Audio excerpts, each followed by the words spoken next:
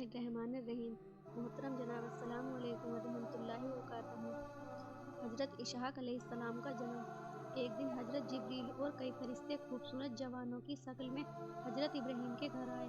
हज़रत इब्राहीम ने समझा यह आदमी है। दौड़कर घर में गए और खिलाने के लिए भुना हुआ बछड़ा ले आए और खाने पर इसरार किया। फरिश्तों ने एक लुक़मा भी नहीं खाया। उस जमाने का दस्तूर था कि जब कोई आदमी किसी को मारना या तकलीफ पहुंचाना चाहता तो वह उसके घर का खाना न खाता। हज़रत इब्राहीम घबराए। हज़रत इब्राहीम का चेहरा उदास देखकर फरिश्तों ने कहा, हम तुम्हारा खाना इसलिए नहीं खा रहे हैं कि हम फरिश्ते हैं। फरिश्तों को खाने पीने से क्या गरज है? फिर फरिश्तों ने कहा कि हम असल में लूत की कौम को अजाब देने आए हैं और तुम्हें इस बात की खुशखबरी देने आए हैं कि खुदा तुम्हें 2 बेटे अता फरमाएगा। एक का नाम इसहाक और दूसरे का याकूब होगा, यानी जो इसहाक से होगा। हज़रत सारा जो सुन रही थी ताज्जुब से बोली, यह मामला अजीब है। भला मेरे औलाद कैसे होगी जबकि मैं बांझ हूँ और मेरा शोहर बूढ़ा है? फरिश्तों ने कहा, जो खुदाए कादिर बगैर माँ बाप के आदम को पैदा कर सकता है, उसके लिए क्या मुश्किल है कि वह बांझ और बूढ़े मर्द से औलाद पैदा करे। चुनांचे खुदा ने आपको हज़रत इसहाक जैसा बेटा अता फरमाया। उस वक्त हज़रत इब्राहीम की उम्र 100 साल की थी और हज़रत सारा की उम्र 100 साल से कुछ कम। हज़रत इब्राहीम ने खुश होकर फरमाया, उस खुदा का शुक्र है जिसने मुझे बुढ़ापे में इस्माइल और इसहाक दिया। हज़रत इस्माइल अलैहिस्सलाम की कुर्बानी। हज़रत इस्माइल का अभी बचपन था। अभी उनकी माँ हज़रत हाजरा भी जिंदा थी। हज़रत इब्राहीम ने एक रात यह ख्वाब देखा कि खुदा उनसे कहता है कि कुर्बानी करो। जब वह नींद से जागे, सुबह आपने 100 ऊँट कुर्बान किए।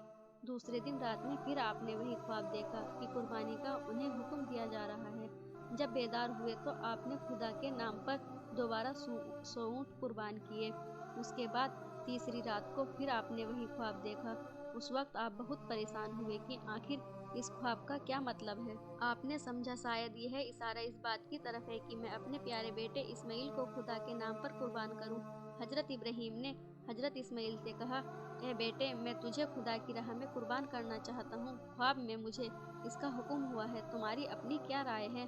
हज़रत इस्माइल ने जवाब दिया, आप कुछ फिक्र न कीजिए और बेझिझक मुझे कुर्बान कर दीजिए। खुदा ने तो चाहा आप मुझे सब्र वाला पाएंगे। बेटे को राजी पाकर बाप ने कुर्बानी की ठानी।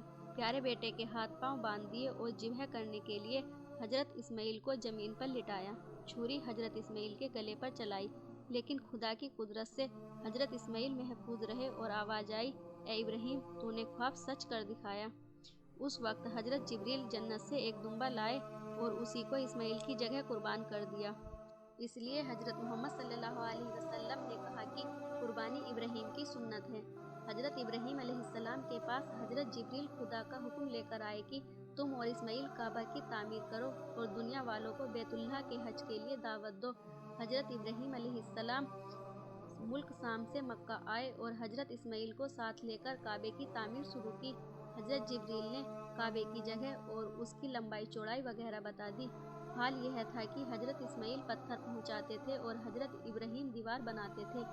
हज़रत इब्राहीम ने दुआ की, खुदाया हमारी दुआ कबूल कर, बेशक तू सुनता और जानता है।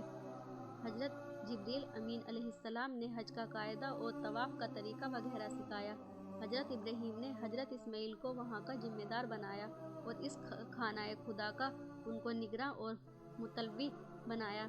चलते वक्त हज़रत इब्राहीम ने खुदा की जनाब में दुआ की कि खुदावंदा, मैं अपनी औलाद को इस बियाबान में छोड़ रहा हूँ, तो अपनी कुदरत से उनकी हिफाजत कर।